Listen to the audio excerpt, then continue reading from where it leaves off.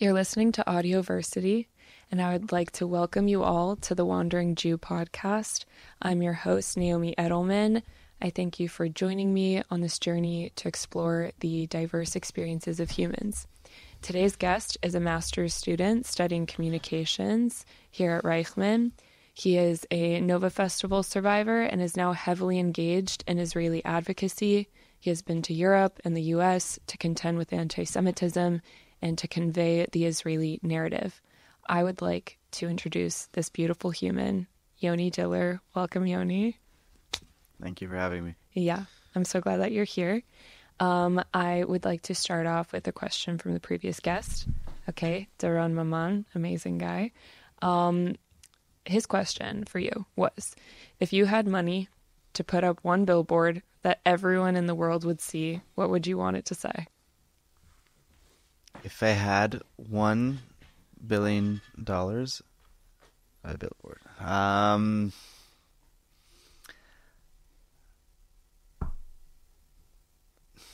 Wow, tough one. Yeah.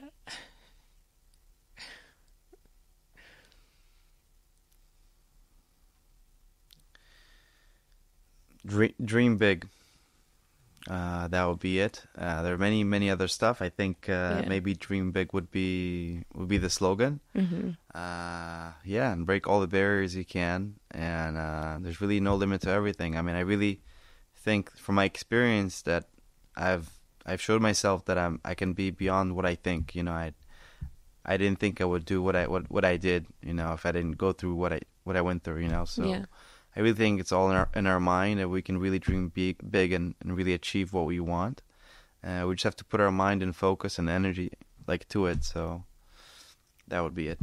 I love that so much. It's so true. I think that the older we get, we start to kind of create these artificial barriers for ourselves that, we can't really do that. And we just start to the world didn't even say no to us. We said no to ourselves initially. So I think that's a beautiful message. Exactly. I like it a lot. Thank you. I think it's just the way we interpret it, you know, I mean. Yeah. I agree with you that we, you know, sometimes we tend to be a bit pessimistic toward life as we grow older. And I mean older, I don't know, beyond 30, 40, 50. Yeah. Because, you know, at the end, it's what we go through. You know, that's what really shapes our personality. Yeah. So as long as we're young, you know, that's the money time. Yeah. And that's where I put my money in. I love investing while you're young, you know. Yeah. Kind of sacrificing your present for making your future much better. That's a very, very important lesson, and I think that's the way our society's values have been constructed, is to subvert your present hedonistic desires for future oriented goals. So I think that's a very important reminder. Yeah, but try to keep that life-work balance. Yeah. Always. Super important. All right. Okay, so let's get into it. I want to hear about your story. I'm sure you've said it tons of times now, but I'm really grateful that you're here and you're going to share with me as well. So take us back to the beginning, October 7th. Yeah, so October 7th, you know, the Nova Festival was just a festival that we're really looking forward for. A big production, more than 3,000 people were supposed to come and came. I was at a Friday night dinner with my family, and we were going down south, joining a group of friends. We were around 20 of us. We arrive early, around 4 a.m. we arrive. Between 4 to 6:30, we were pre-gaming, you know, what we're doing in a party, I guess, in a festival. And then at 6 o'clock, we were going to the dance floor, and we try to, you know, have a good time. And then all the missiles and all the sirens start at 6:30. You know, some people are just panicking, some people are less panicking, and it was a lot of chaos in the air. We couldn't really hear the sirens in the beginning because of all the music. So we went to the parking lot, we packed our stuff, we helped our friends pack up as well, all the tents, all the lights, you know. It was a very emotional moment. You know, we felt that we just have to hurry up. People were a bit stressed. And cars were just moving out of there, you know. The police took the mic, told everyone to take cover, but there wasn't really a place to take cover because, you know, it's an open area, you know, it's a middle of the desert. So the best thing to do is just take the car and leave. A really long story short, because it can take a while, I'll just get to all the pivot points and all the, I think, most important points. Yeah. So we were going to get out. We were waiting for quite a long time, me and my good friend Adav. And at some point I decided I don't want to be waiting in this traffic for too long. I mean, something's wrong. I felt something like not right. I mean, it can't be so much traffic, you know. And you know these points where you're in traffic for so long, you just get out of the car and you just try to understand what's going on. You know, you do a 360, and that's kind of the feeling we got. So I said, you know, instead of taking left where everyone was going north, I told my friend, let's go right. Let's make a right turn. And that's what we did. He was driving his car, and I was together with him. Yeah, my other friends, we all split. We all went different places, different directions. While we were taking the right turn, a few moments later, we see this girl coming from that direction, wherever she was coming from. She was driving her car. At the beginning, I just saw the car moving, and it was very, very odd atmosphere. As the car got closer and closer, I see this girl trying to brake, and she couldn't brake her car. We didn't really understand why. It was a very weird atmosphere, like something's about to happen. Yeah. People, before this happened, people are telling us and shouting at us, guys, do a U-turn. Do a U-turn now.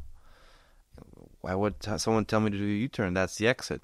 Yeah. So we kind of like skipped that part. We went straight to that car.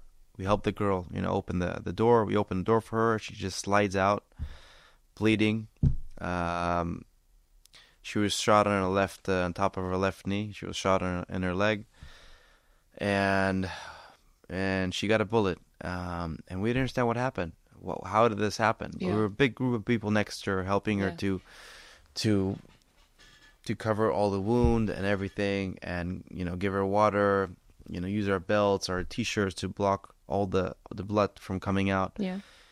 And she couldn't even show emotions, you know, because she was just, you know, we were just busy in taking care of her as soon as possible. Yeah, like in shock, yeah. She was in shock. You know, it's kind of like an adrenaline. So we helped her out. We're a big group of people. Ambulance was already on its way. My friend was going to get her water. What happened to this girl, by the way, she was in Somet Alumim, not too far from Be'eri. She was one of the first ones to leave from the party with her friends, and they encountered Hamas terrorists, in that area, and they had no choice. They were hiding in the miguniot, in the shelters, in the bunkers. Yeah. And while they were hiding there, terrorists were coming in closer and closer. They were shooting at the bunker, shooting at the shelter, and they just they had no choice.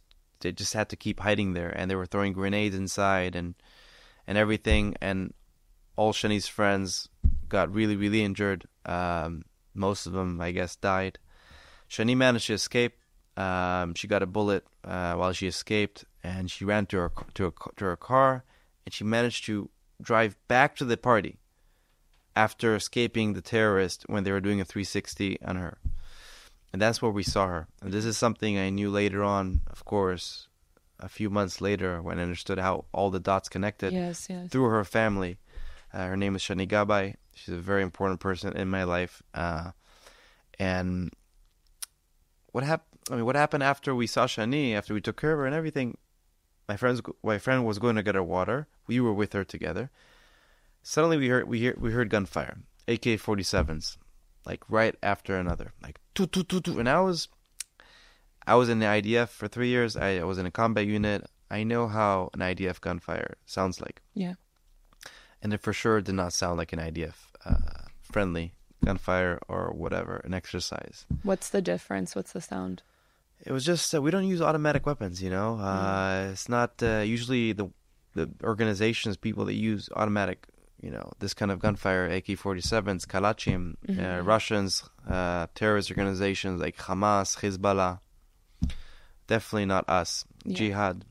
Then I understood something's wrong. So we heard this gunfire coming from the north, and we immediately we take cover and we go to the open fields.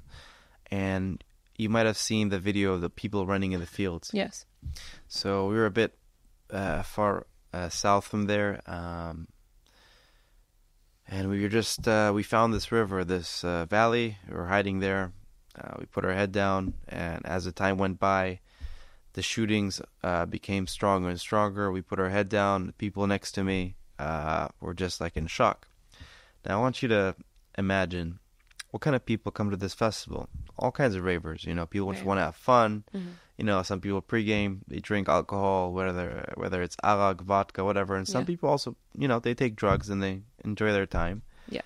So I would tell you that at that time, what I noticed is some people are just not really aware of their surroundings, like what's really happening there.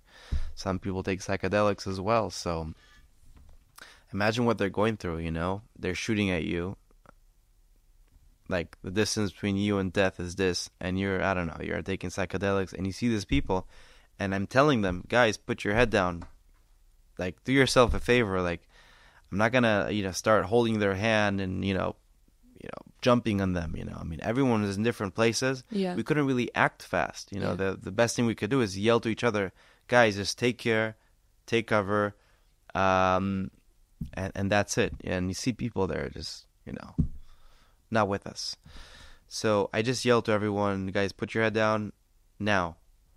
Whoever listened, listen. Whoever didn't, like we said before, it's before we started the podcast, there's some things that are not under your control, and you just have to, lay loose, so you got to act fast. And kind of saved our life that we put our head down, because the bullets were flying on top of my head. It was this distance between me and the bullet, and it was just whistling next to my ears.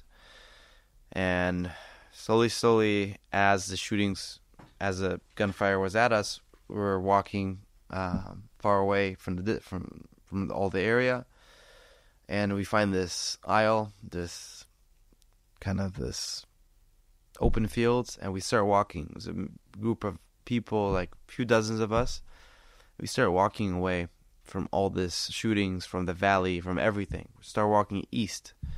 While I was hiding in the bushes, I opened my phone, and I opened my maps. I love geography. I'm a geography geek. I love to know where I am. I like to know where, directions. I try to understand where is every place. So I just try to see what's around me. So I start zooming out, and I see all the villages next to me, and I see Patish, and I see Ofakim, and I see Sderot.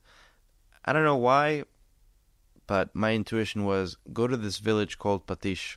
And I did the distance with them. When I was measuring the distance, it was 17 kilometers. 17 kilometers on the map. Walking that was 24 kilometers. So I would guess maybe that would be almost, I don't know, 20 miles. So we start walking and walking and walking to that direction. I didn't know if that's the safest place. But I said, let's go walk there. So we walk there, and people are just so tired, exhausted from this night. No one slept. Yeah. We had no water. We had no food. People were drinking water from the water that was meant for the agriculture. The water that was there in the open fields. It was water it's sewage that is filtered. Yeah. It's filtered water. You're not supposed to drink from that. So it was so hot. Imagine us walking from 6:30 in the morning. We were walking and walking for more than 4.5 hours. For almost 5 hours, we were walking in the heat in the desert until we found shelter in Patish. Eventually, we arrived to the outskirts of Patish, in the village. People from the village, from the Moshav, they helped us. They picked us up with their cars, and they brought us to this community center. But all this walk, that was the breaking point. That was a time where we can't give up. Because all the stuff that was on my mind is, what's happening behind me, because what we see is black smoke, gray smoke everywhere, and you hear, the our Iron Dome blocking the Hamas rockets from coming to Israel. And I wonder where my friends are, And I'll be honest, I mean, I did have reception, and I had low percentage of battery, but I put it on flight mode because I wanted to save battery. I didn't even tell anyone where I was. I just told, my friend who was with me and my brother. While I was hiding and doing all this walk, I told my brother, Roy, tell mom that I'm up north. I'm not in the south. I didn't want to freak her out. Mm-hmm. You don't want to make a Jewish mother freak out from your kids. That's only mom can really understand that stressful moment. You know? So my brother we had this cooperation. He told her that I was in the north, so she didn't call me. Yeah. I was in touch with him, telling him everything's going to be fine. So he managed to run from this whole thing. If I go back, seeing Shani over there kind of changed the whole thing, because I guess if I didn't see her at that time, I might have gone that direction where terrorists were coming from, because she was initially running away from the terrorists. So she kind of, saved my life, I would say. So I really have, I feel the responsibility to always share her name and share her story as well. Beautiful. And her family is an amazing family, and we're in touch. And they built a nice garden for her, because like for pets, dogs, in Yokneam, where she's from, in her memory. And that's the way to keep these people alive, to keep talking about that. Yeah. So I lost 4 friends. One of them is kidnapped. The one who's kidnapped, his name is Almog Sarusi. He went with me to high school, actually, in Ra'anana, where I'm from. Mm-hmm. Hopefully he's still alive. So yeah, that was the story. I mean, I came back home only around 5 p.m., 6 p.m. at night, after starting this whole morning at 6:30. Went home back to Ra'anana, visit my parents, said I'll go to my parents' house, see my mom and see my dad. My mom asked me where I was. I told her I was at some party. Never mind. But I'm fine. I'm here. What do you mean? Which party? Like, which party to go? I was called a Nova party, but I'm fine. I'm here. She said, "What? You were there? Everyone was talking about it. It was on the news." And she started cursing me in Italian. That's how Italians show love. They Right. They curse you and they hug you at the same time. So it was such an emotional moment, It was like me, my dad, my mom, my brother, and I told them what I just said now, like what we went through and everything, the whole story. Yeah. And that's it.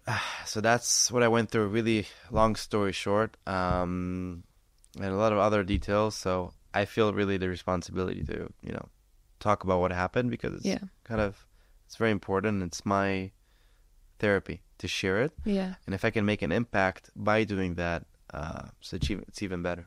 Amazing. Yeah, that's very beautiful. I wanted to ask you, at what point did you realize that this situation was different, that there's a war that started, that it wasn't just like a one-off terrorist attack that sometimes happens, but it was a full blown out, like this was the start of something? I guess we're when we were hiding in the valley and we heard all the gunfire and bullets were flying at you. Yeah. That's when I understood, okay, I really have nothing to lose, and I gotta just pray and have this hope in me, and just trust myself. It's gonna be fine. Yeah. And I even documented some of the stuff. Like I took like a video of the valley where we were hiding, because I said, if I die, at least, my family can see the videos I did in my last moments. Yeah. I didn't realize we would go through this. Of course, like I guess all of us. But I really tried to be optimistic at that time. I mean, it was a stressful moment. Yeah. And I'm super lucky to be alive. I'm super lucky not to have a scratch on me, but there are so many other people who didn't have that privilege, Yeah. to tell their story. There are people that are physically injured, people that are mentally injured, which is not less important. No. And these kind of people from the Nova, from October 7th, that got injured physically, mentally, they still need help. Yeah. You know, also the soldiers. And I wish they would get the help they deserve. And yeah, and as a matter of fact, tomorrow I'm speaking at the Knesset in Jerusalem about this matter, about how important it is to really treat these people good and let them have the tools they need to really grow, you know, because they didn't do anything wrong. I mean, Yeah. they just want to have a good time, and they're just really unlucky. So Right. 100%. How do you personally deal with what happened mentally? Like, how are you managing that? So since October 7th, I mean, the whole thing, the day later, I went to the army. On October 8th, I went to reserves, to Miluim. I went to join my team to fight. I'm not sure until now if it was kind of like a syndrome of revenge, because I felt that I need to do something to pay back. Yeah. But I think it was kind of more of something that is like a motivation to do something to protect my country. This is the moment I was waiting for, to really protect my country. This is what I've been living for. I did 3 years of army service, not for nothing. And I will go to the army. The last thing I would do is sit on the couch and watch the news. And the whole media and the world, you know, it was just, you know, World War III. You know how the media works. Yeah. They try to do they show the radicalism, all the drama. And you can't surrender to that, you know. And so I went to the army.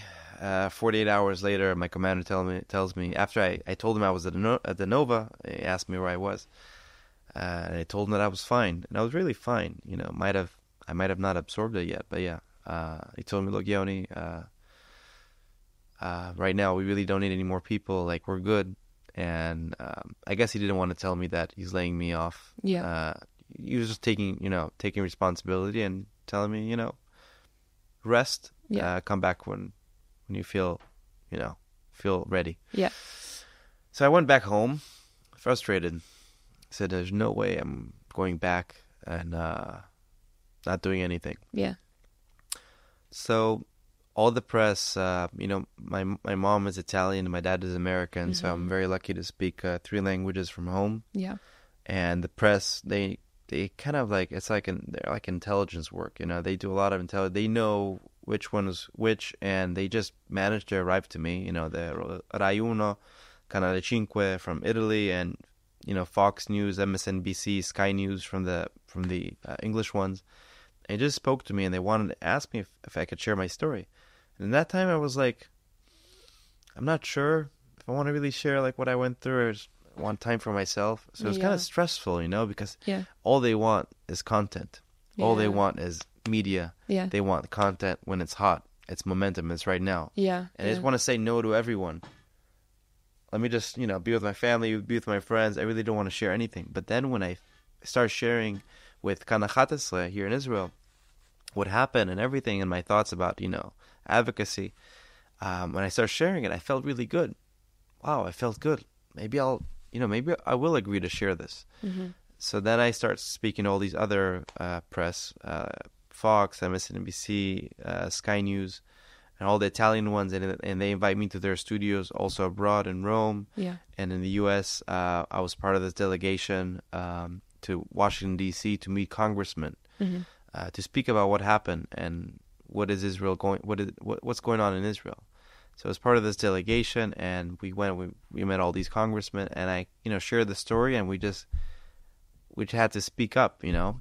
And later after all that formal Washington D.C. kind of fiesto, I extended my stay, and I stayed one more week in the States because I heard there was a lot of riots, anti-Semitism, pro-Hamas riots, and so I started going to these campuses. I was invited by Hillel centers, Jewish centers. So I went to like 6 different campuses in 8 days. Amazing. Yeah. All in DC area? No, in New York. I went to New York. So I took the train. I went to NYU, MIT, Yale, Princeton, Harvard, and Columbia. Yeah. And I spoke to all these places. Most of these people were also Jewish. Some of the crowd were kind of in the middle. Some don't even know what went on. And I spoke to all these like hundreds of students. And I didn't, at first of all, I didn't know I could speak to such a crowd. I didn't know I could actually talk to more than 3 people, So I kind of really, if I would talk about the positive things that happened from this, I really realized that I have the ability to speak in front of people. And I don't know, I'm not really scared, because it was kind of the meaning that really pushed me to do this. Yeah. People are just eager to hear what happened. So I spoke at all these campuses, and my main goal was firstly telling you what happened on October 7th. Yeah. Number one, I wouldn't say if that's the most important, sharing October 7th, but also sharing what are we going through as a nation in Israel? Yeah. What should we do as people, as a Jewish community, to combat anti-Semitism, to combat this hate, this violence, this pro-Hamas, violent riots. That's what I did from one to another, and I did it also in the West Coast and also in the South, speaking to evangelicals, Christians that support Israel, I think, more than what Israelis support themselves. Israel, yeah. And they love Israel, and they're all about hallelujah and praise Jesus. And I'm all with that. As long as you love Israel, we love you, and we would like your support. And they showed me also a lot of support. And I just saw that, at some point, after going through all these campuses and going to West Coast, East Coast, I was at some point, I was 12 times on a flight in a month.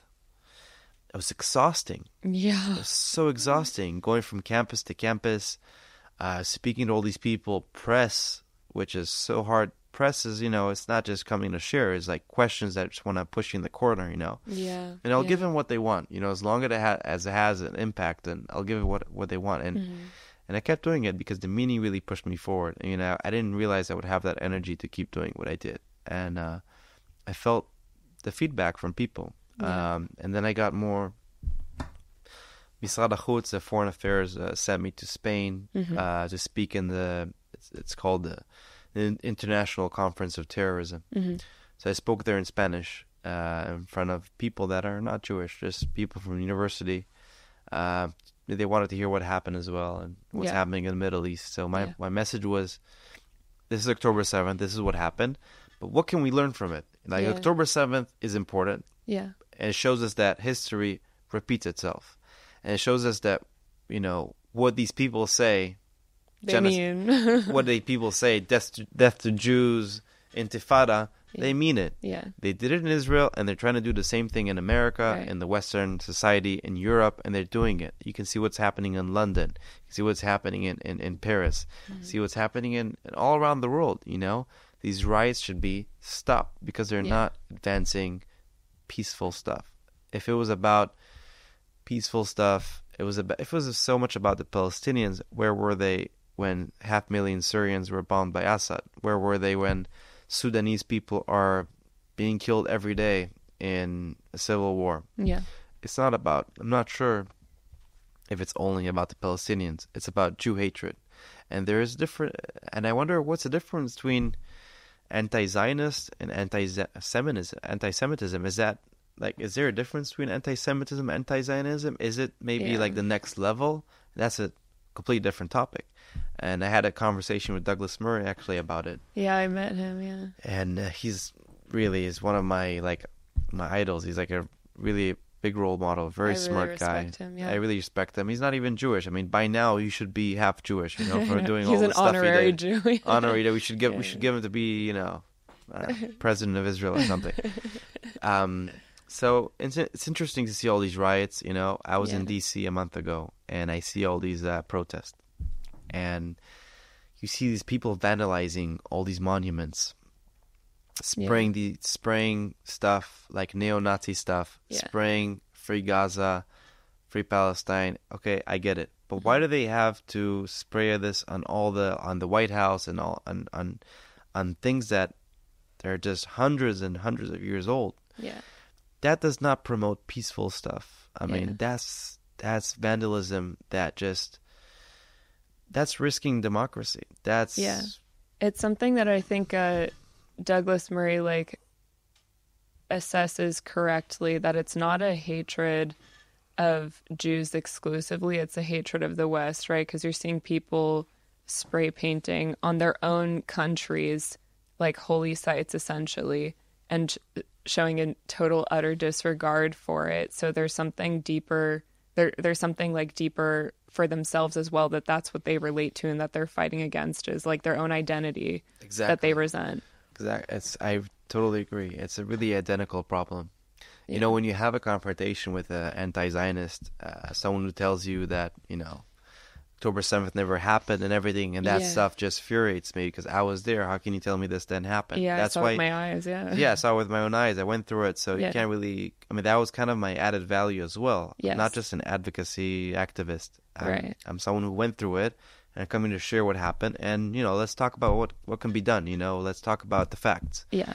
So when I talked to these people, whether it was in Harvard and Columbia, all these radical people, they were just very scared to have a conversation with me because they knew, because they knew that I went through it and I'm there and I know the truth and I know their bluff. And they were just scared to speak to me. And I was like, hey, guys, I'm here. Speak to me. I really want to hear, like, what's your conversation about? Yeah. And I have no problem. I'm not going to talk about politics. I'm not going to talk about history. My main goal is just talking about what happened, you know, through my story. Yeah. And let's talk about facts. Yeah. So they don't want to listen. And that's the thing. These people do not want to listen. Yeah. They're not interested. You got to know where to put your energy. So it's a problem of identity. It's exactly what you said. They believe deep inside that they're doing the right thing. Douglas Murray said that, you know, this generation, the 21st century, everyone wants to be like a liberal activist, you know, whether it's climate change.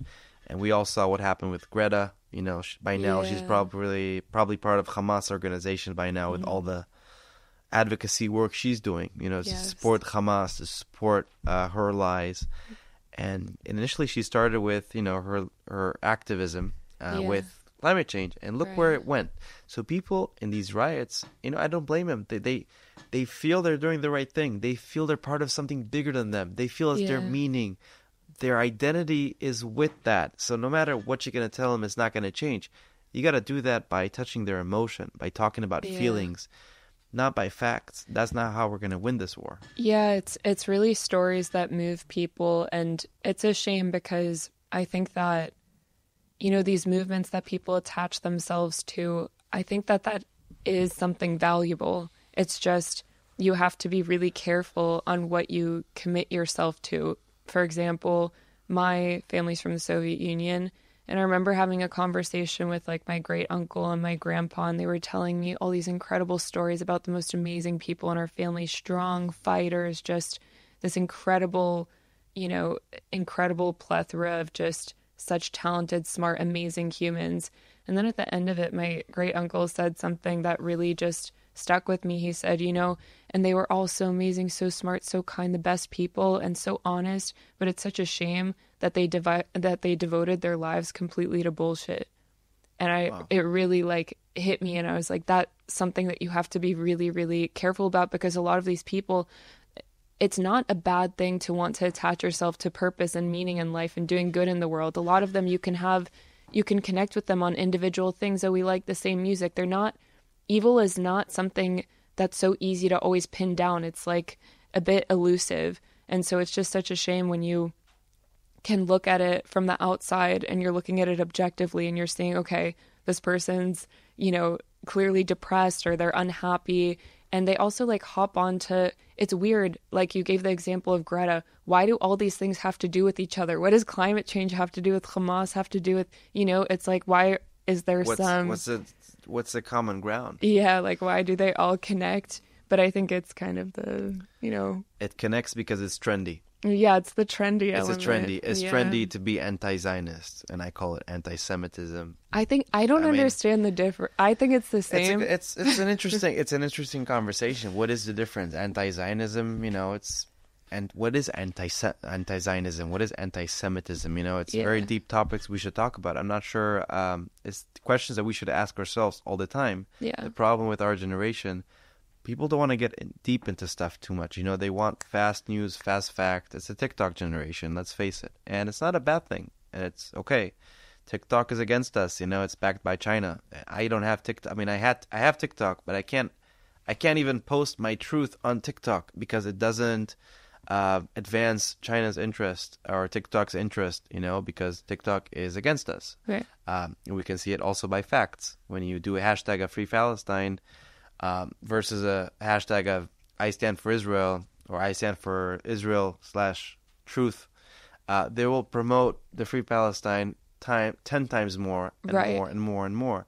And they do that with a lot of other topics they want to advance, like they have a Muslim population in the west of China, which they're trying to really quiet it, and the Uyghur Muslims, exactly. They want to really silence that, and when you look at that hashtag on TikTok, you can barely see it, but when you look at on Instagram, you could actually see some stuff. Yeah. And there are these Muslims population, they really are going through a concentration camp of their own, a modern concentration camp, and no one talks about it. No one talks about it. And that's really sad.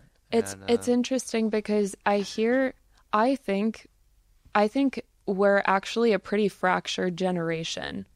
I don't think that you can make the claim that, we're all the TikTok generation. Yes, TikTok is trendy and it's a thing. Yeah. I'm not denying that.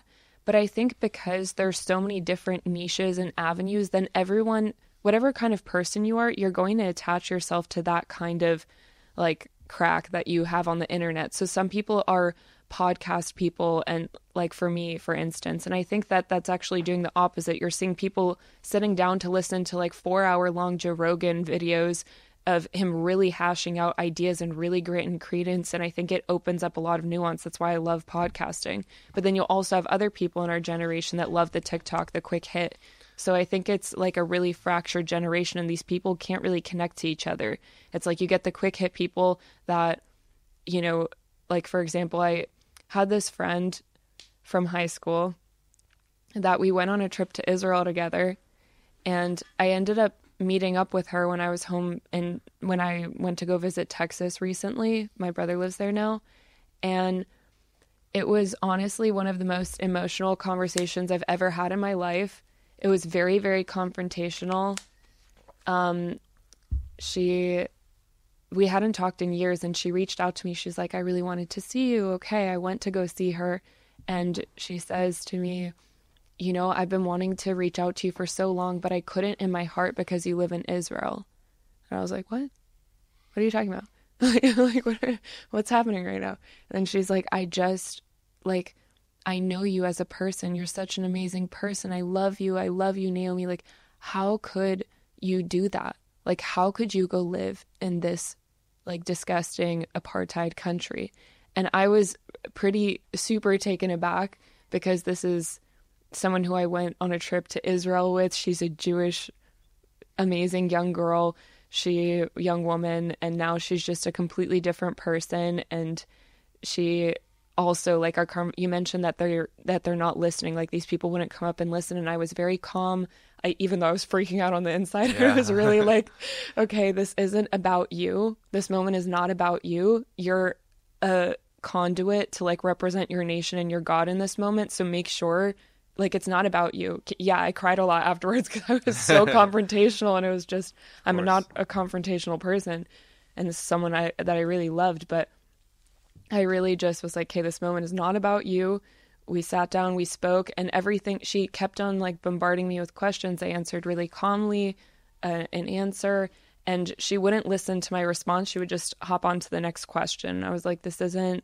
Yeah, she's not there to listen. She's just there to comment on what she wants. Yeah, and she also told me, again, with the TikTok generation thing, so you are like connecting dots with people. There are people who are not listening, TikTok people. She was like, do you even know statistics? Do you even look at news? Like, look at this woman on Instagram that I follow. And I'm like, why is she legitimate? Like, I don't care about her. She's so irrelevant to me, And so, yeah, I don't know. It felt really sad to like look at this person that just, you were looking at a totally lost soul. Like, I couldn't reach out to her, Definitely. And this lost soul is just an example of what's happening in society in general. Yeah. The press shows us a specific thing, specific window, a specific timeline they want us to see for their own reasons. They want to make money at the end.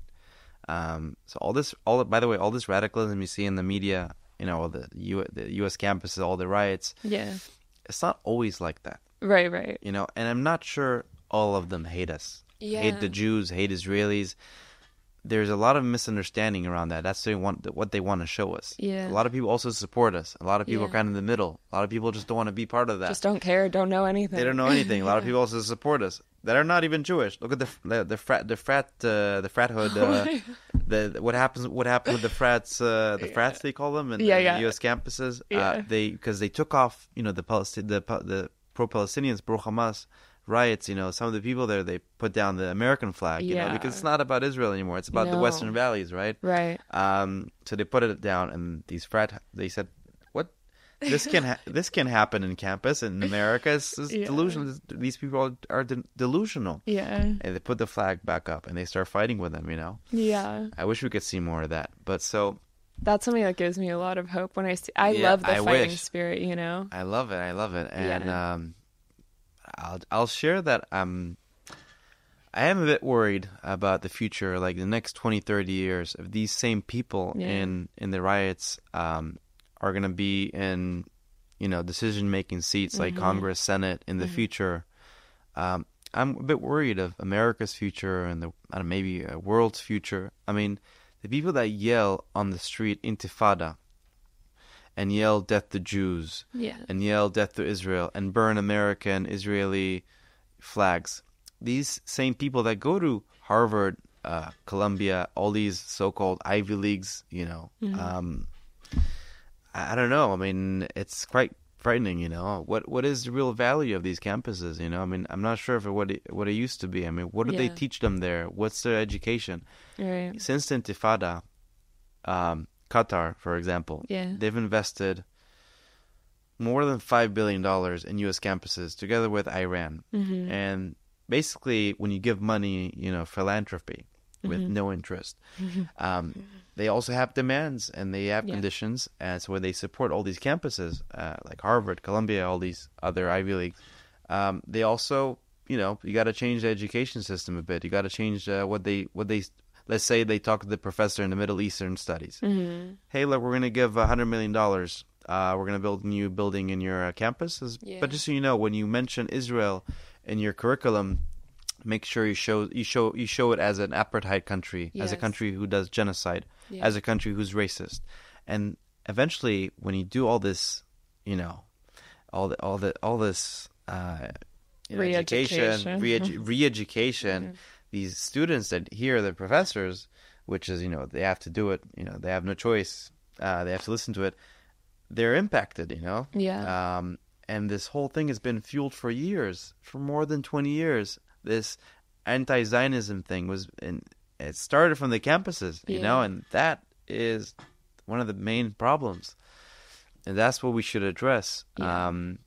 So the question is, what can we do about it? Because I'm not sure we can change that specifically, but we can really change ourselves. We cannot be dependent on people to like us or to understand. Yeah. We can't expect a person to understand what's really going on in Israel. Yeah. We're in the most complicated country in the world. We're one of the most beautiful people in the world with the biggest hearts, but it is the most complicated place in the world. There's no other place like Israel, okay? With the good and the bad. We can't depend on America's support. We can't depend on people to understand. We gotta be stronger inside. We gotta know how to have a conversation. We gotta know our facts. We gotta know history. We gotta know how to speak in a very respectful way without yelling, shouting, being violent. That's what I wish all of us could do, and always be the better person. When an Israeli is abroad, the best advocacy is don't cross in line, or you see something on the floor.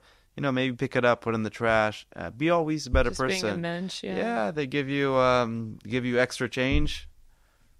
Give it back. Yeah. That's the small stuff. If you do something good, tell them you're from Israel. But if you do something bad, tell them you're from Hamas or something. But that's actually so true. Like I think that's really key, is that a lot of them don't know Israelis at all. So if you meet, and people have very, inaccurate perceptions of others in America, let's say, or just in general, like if you only ever meet one person who's from that demographic, then they become your heuristic of what all those people are like. So if you only ever meet one Israeli or one Russian or one Saudi person in your life, then you're like, oh, that must be what they're all like, you know? Exactly. So it actually does carry a lot of weight. But I wanted to address something that you said before. You said that you're a bit worried about the future. I think I'm actually optimistic because as someone who grew up in America and I'm pretty in touch with I'm pretty hip with the kids. Yeah. No, stop. But like, I know what's happening. I have a finger on the pulse of like politics and society, and I understand the framework and whatever. I get like what the issues are. I actually think America is going through a major identity crisis right now, and they're hashing out who are we and what do we stand for. So I think I'm not somebody who likes to make predictions because I think that predictions just are normally only looking at very, very few variables. And the truth is that you have to do an incredibly complicated multi-variable analysis in order to make a good prediction. And life constantly surprises you and you can never see some things coming. And so, but something I actually am optimistic for, and you could kind of see this happening on the ground level. You don't have to make a prediction. You could see it happening in real time, is that yeah, they're going through a major identity crisis and there is a major backlash against this stuff happening, and people are trying to sort out like, who do we want to be as a country? And you see that with, you know, an example on a micro level with, okay, there's the people who are shouting Intifada and then there's these frat boys saving America. You know what I mean? Like, who are we going to be? And I don't think that that's, so I think that that's what they're going through right now. And I have a lot of faith because you see a lot of people are fed up with this, and a lot of things that people weren't able to say for a long time and that weren't appropriate to say in society are now, you know, being said in the open, and everyone's tired of this bullshit. And like, we want to, like move on to real stuff. We're wasting incredible human talent on things that we should know, like from the get-go, being born in the world, you know, like let's move on and develop ourselves, you know. Definitely. I really wish there would be more people like that, you know. Yeah. Gotta be more aware, like what's going on. All this polarization. I mean, America's polarized more than ever now. Yeah. We all know that. The media just fuels that polarization in America, in Israel as well. And you can see what the polarization does, how they fuel all this anti, left, right, liberal, not liberal. And you can see with Trump what just happened now, this assassination, you know, whether you like the guy, you don't like the guy, you support him, you don't support him. I mean, this is not legitimate. And I mean, how can you try to assassinate? I mean, this is crazy. That's insane. Where America's going, you know? I mean, a random guy, and, you know, there's conspiracy theories. Like, I mean, everyone saw the shooter and no one really did anything. They said it was an inside job. We can really interpret it, you know, I mean, what really happened. But it just shows us where America is, you know, their identity. They're not sure what they believe in, you know. I think they also question themselves. People start questioning themselves. Yeah. What am I? Yeah. You know, people are just questioning, what is American culture? What is our culture? What are my values? Yeah. You know, when they say Israel is, you know, apartheid country, we're white oppressors. I think the reason they really do that, you know, they say that is because they have some criticism towards themselves or towards their ancestors. You know, that they were colonizer, whether it's British, coming from the British colony, you know, Spanish colony, and they, you know, they did what they did, you know, to conquer their territory. And it's kind of like the next generation understands, like, Israel's kind of like what my ancestors were, you know, a decade ago. I mean, I don't want this. This is bad. Oh, we should be with Palestine. Okay, free Palestine. That's what I believe. Right. That's what they really believe. They're really sure they're doing the right thing. And I think it really connects to that. Like, what do you think? I mean, kind of self-criticism towards themselves. Yeah, I actually, you know, I thought about this year. I was like, I actually feel a lot of, in a way, it's kind of a huge privilege to be a Jew and always be kind of like the victim in history, because I never took on a victimhood role, but you just recognize, okay, objectively speaking, we were persecuted in every place. Not that nobody really also cares about the victimhood status of Jews. So I never could use that. I could never play that card. Like, nobody really gave a shit that I was Jewish. But I objectively see that was, okay, we were victims in society. So you actually get to, there's actually a privilege with that, because I can't imagine what it's actually like to know that your ancestors were oppressors and to have like a major shame of your own heritage and your ancestry. Definitely. Because A shame syndrome. And I think that there's something very real with that, because what are we? Like, who are we? What is our physical body? We're the current physical, observable manifestation of our genetic lineage, right? So that means that I'm carrying genetics from those people. So I can't like divorce myself from them and say like, oh, I have nothing to do with them. Like, I am partially them. And the more you learn about your history, the more you see how not just genetically you're like them, but the stories and the decisions that your ancestors made affect where you stand. So there's not everything that they're saying is totally wrong, but the way that they're contending with that is. Exactly. So I actually think it kind of sucks to be you, you know? Like, sorry, you know? But I don't know what the correct way of dealing. I actually think like another thing is with privilege comes a lot of responsibility. So if you feel, okay, let's take their... Great power comes with great responsibility, they said in Spider-Man. It's one of the best quotes of all time in media history. Like, that's totally true. But let's take their arguments, right? They say like, okay, my ancestors were oppressors and therefore, you know, I'm a victimizer, and I have all this white privilege, okay? Okay, let's take them at face value. You're correct at that. Okay, what does one do with privilege, though, now? Privilege is not just, oh, I get all this, so therefore I get all these great things in life. No, that's not what it is. Privilege is a huge, huge responsibility. And privilege comes in all different shapes and forms. If you're beautiful, if you're smart, if you were born into money, the reason why you have the common trope of like the rich kid who wants to like reject all the money and to go just like live in the woods or something is because they can't handle the pressure and the burden of all that responsibility that privilege would like gives him.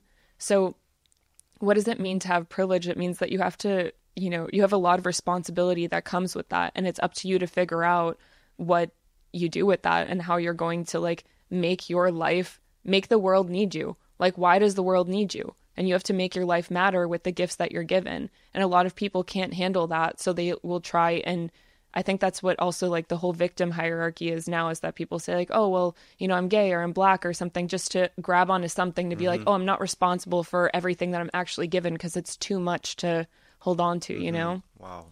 So, yeah. Interesting.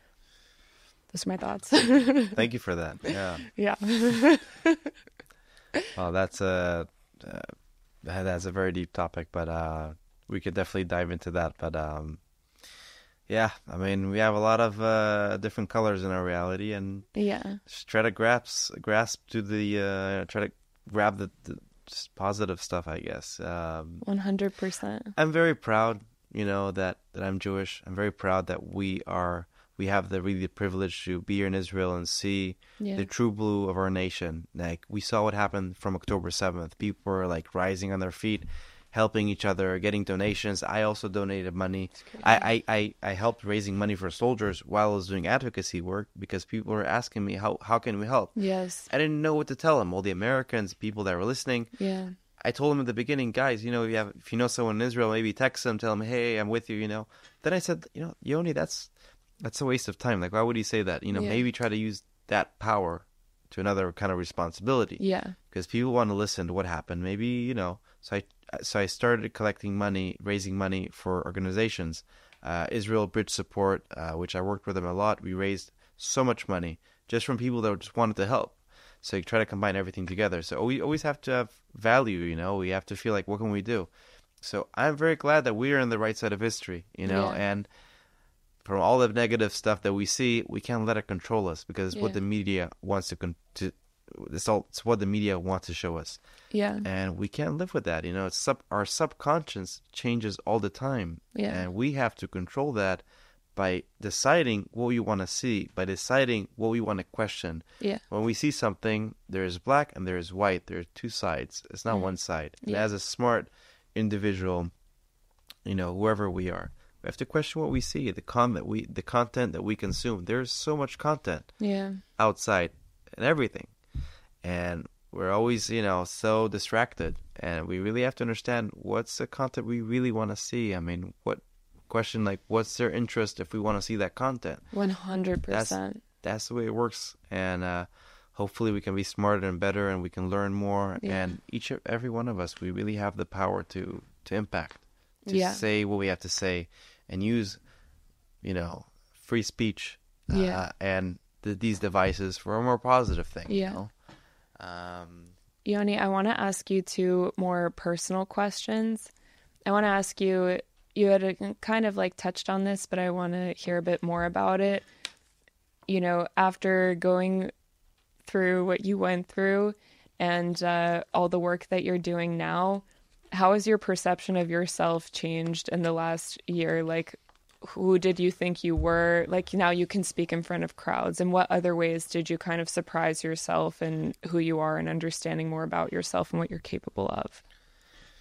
Wow. A lot of things. I think the way I view life, I just view life in a much more, I think, in more proportions. I have a lot more proportions now than before. Yeah. Especially when my life was almost taken from me. I value my life a lot more. Yeah. On the other hand, I do take more risks to live to the fullest. Beautiful. Because you never know when's your last day. Yeah. And be cautious, be careful by doing that. I value my family more, my friends more. And also, I would say that in a more or less positive matter, I've also witnessed, because, friends are there for you, I guess, when you need them. You're there for each other. And I guess at that point, I really understood, like, who's a real friend, who's just a friend for, a drink, who's a friend for coffee, who's a friend I really need. I mean, that's where I really understood what is quality and what is quantity, okay? And that's the people I want around me. And I'm very glad of the friends that I have right now. I'm happy with what I have. I appreciate it. I adore it. And, not at a hippie level, I love life. Life is tough. There are different stuff, you have to deal with. Yeah. But I guess proportion is something that really helped me. I never thought I would be speaking to, hundreds of people like this, just from my heart, and speaking about my opinions or whatever bullshit I want to talk about. I didn't really know that people are really interested to hear what I have to say. Yeah. I just realized that on October 7th. Wow, Yoni, you might have like a cent or two, to share, and people actually like it. So why not continue? So I felt it did good for people. People wanted to hear, whether it's things to do with mindset, with positivity, with NLP, with advocacy, with what happened on October 7th, what's happening in Israel, what's happening in the Middle East, what's happening, what is world jihad, the things that I like to talk about, I was able to actually share it. And when I understood that people actually want to listen, they're interested, so I kept doing it without thinking too much. People are very hard on themselves sometimes. They judge themselves like 2-3 times. So if I want to produce content or convey my opinion, just say what you feel. Say what you want. No one's gonna kill you. I mean, no worries. And that's kind of my mindset. That's beautiful. I have big dreams and inspirations, and I really want to make the world better as much as I can. Things that are in my control. And you can't really be afraid. Like, what can happen? You never know when you die. So you die once. That's that's the sentence I would say. If I would go back in the podcast, I would say you only die once. For the billboard. Yeah, for the billboard. You only die once. And I've realized also that money is not necessarily what really drives me in life. Meaning and impact is what really drives me, and I really understood that because I've volunteered for more than 10 months to do advocacy work for my country. Going from places, sometimes under my expense, just to share what happened and fight for the right thing. Yeah. And I felt that I still, and I could have just worked, make money, and I was, still paying my bills and everything while I was all this, all this, mishuga stuff. Yeah. But the meaning, it really kept me going.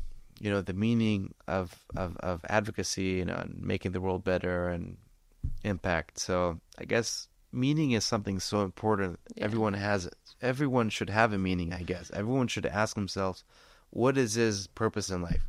We should ask ourselves all the time, what is the value you can give to the world? What does the world need from you? Yeah. That's the question we should ask ourselves all the time, whether it's your talent, your passion.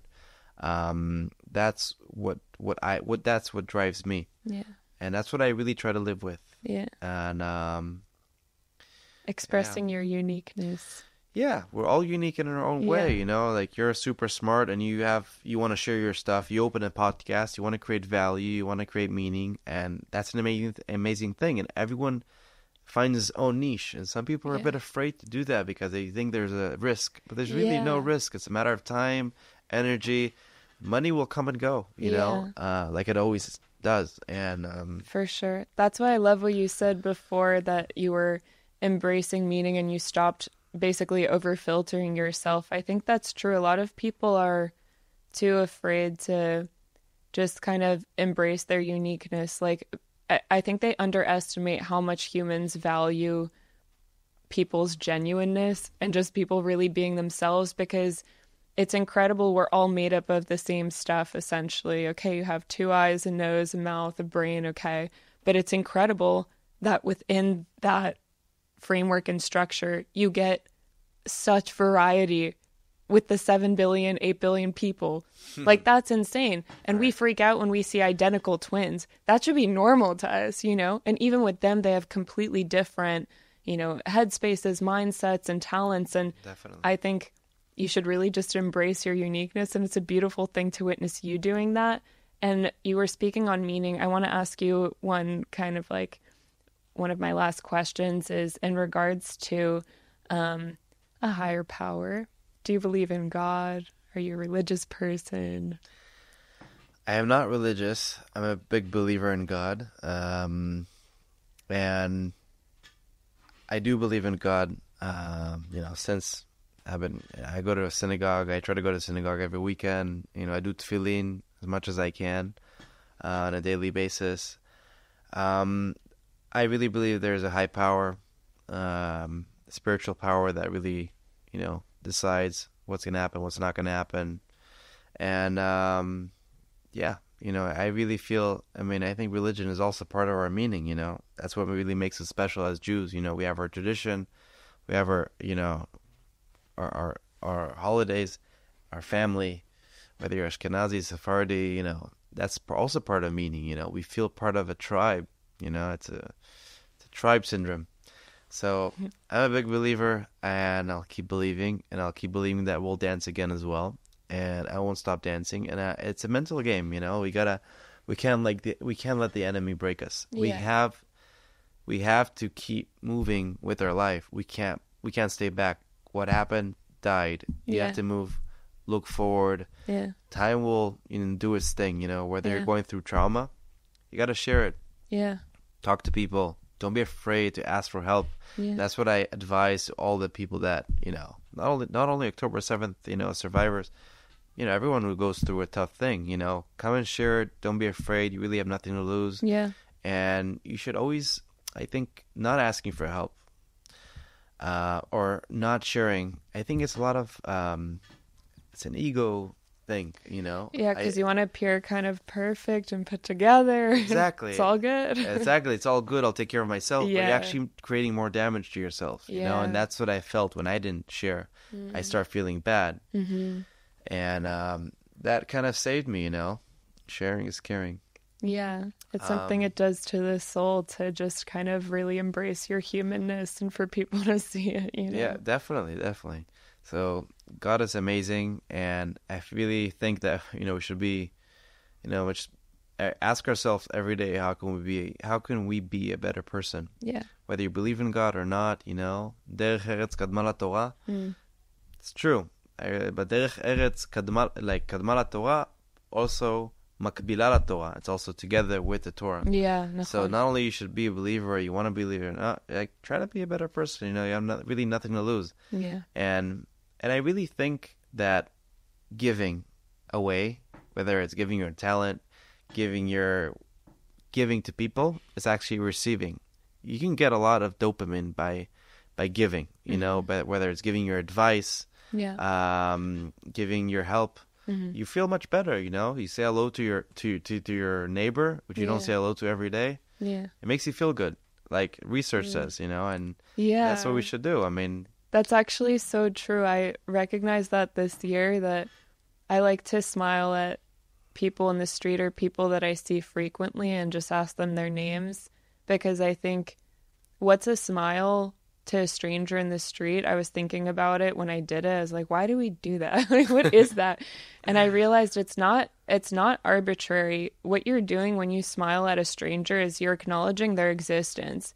And it's actually very harsh when you walk by people and you just don't even acknowledge that they exist. And so, like, there's something very, and people say that, like, people turn away from evil. I think they turn away from goodness because it's hard to look at. So, like, sometimes I'll smile at someone and either their mirror neurons will make them smile, and then you see them kind of like looking a little like confused for a second, that or a little embarrassed that they were so open and giving with their goodness. But I think that, or sometimes they won't and they'll just be a little bit confused. But I think that's a really beautiful thing, is also all the small good acts and like acknowledging people's existence. It's important. Definitely. I want to ask you one last question, Yoni. What is your question for my next guest?